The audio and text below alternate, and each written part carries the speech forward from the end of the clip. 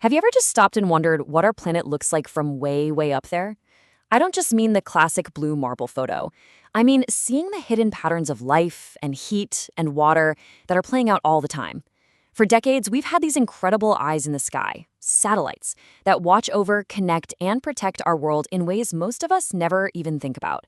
So in this explainer, we're going to pull back the curtain and show you exactly how they do it. All right, here's our game plan. First up, we'll tackle how satellites can possibly see without touching. Then, we'll dive into the amazing spectrum of light they use. After that, we'll uncover Earth's secret colors and how they give everything away. We'll check out the cool toolbox of sensors they have up in orbit. And finally, we'll see how all those tiny pixels get put to work solving some really big real-world problems. So let's just start with the most basic, most fundamental question of all. How in the world can a machine hundreds of miles up in space actually see what's happening down here on the ground? Well, the core idea is actually pretty simple, but it is so powerful. Think of it like this. An energy source, usually our sun, shines down. That light hits something on the ground, say a forest or a city, and then that light bounces or reflects back up into space, where a satellite sensor is perfectly positioned to catch it. It's all about gathering information without ever having to make physical contact. This whole field has a name. It's called remote sensing. And really, at its heart, it's just a super high-tech version of what you and I do every single day. Our eyes are remote sensors. They detect sunlight bouncing off the world around us. Satellites, they just take that same exact concept and, well, they turn it up to 11. Okay, so to really understand how satellites see the world, we have to understand the language they speak. And that language is light. But I'm not just talking about the light that we can see. I'm talking about a whole hidden spectrum of it. We've all seen a rainbow, right? It's the perfect example of this. The sunlight that looks white to our eyes is actually made up of all these different colors, or what scientists call wavelengths. The little water droplets in the air act like tiny prisms, just splitting that light apart into the red, orange, yellow, green, blue, and violet we all know. But here's the really mind-blowing part. That visible rainbow is just a tiny, tiny sliver of all the light that's out there. Satellite sensors are built to see a much, much broader spectrum. They can see invisible colors, like near-infrared, which is absolutely crucial for looking at plants. They can see thermal infrared, which is basically just heat, and they can even see microwaves. So here's the bottom line. Where our eyes see this very narrow, limited slice of reality, satellite sensors see the whole dang picture. They see our world in colors and energies that are completely invisible to us, and that unlocks a whole new layer of information about our planet. And this, my friends, is where the real magic happens. Because different things on Earth's surface, I'm talking water, soil, buildings, plants, they all reflect these visible and invisible colors in their own unique way. It's like they each have their own special fingerprint of light, a spectral signature. Let's make this real. How on earth can a satellite orbiting hundreds of kilometers above us possibly know if the trees in a forest are healthy or if they're stressed out?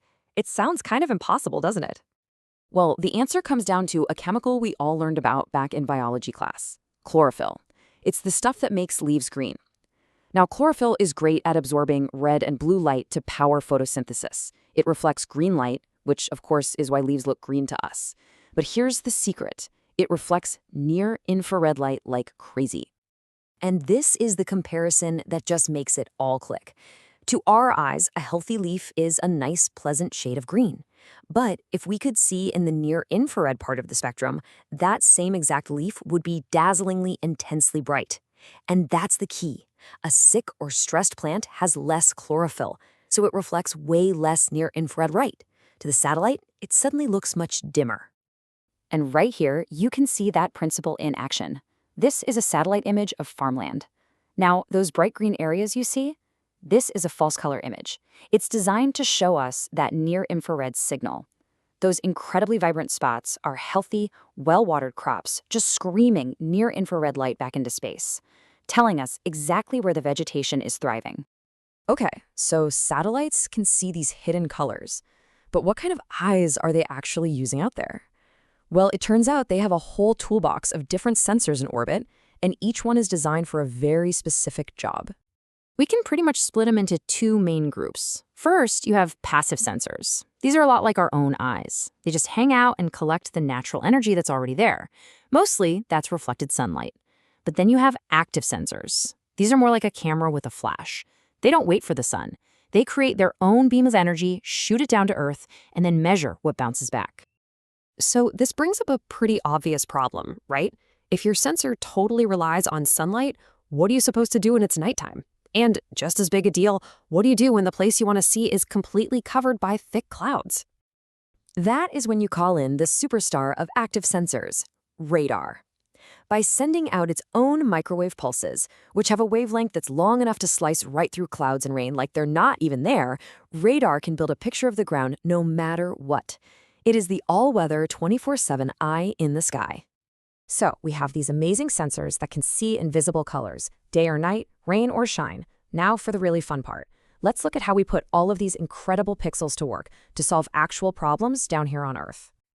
I want you to imagine this scenario. There's a disaster at sea. A ship is going down and there's a huge risk of a major oil spill that could wreck coastal ecosystems. To have any chance of stopping it, you need to know exactly where that oil is and where it's headed. But the whole thing is happening in the middle of a nasty storm. This is where radar becomes an absolute hero. What you're looking at is a real radar image of an oil spill. See, the oil smooths out the surface of the ocean, so when the radar's microwave pulse hits it, the signal bounces away from the satellite like a mirror. This makes the oil slick show up as this really distinct dark patch against the brighter, rougher sea. Even in the middle of a storm, the response crews know exactly where to go. And that's just one example. I mean, this technology is being used all over the place. Farmers use it to monitor crop health. Emergency responders use it to map the true extent of a flood.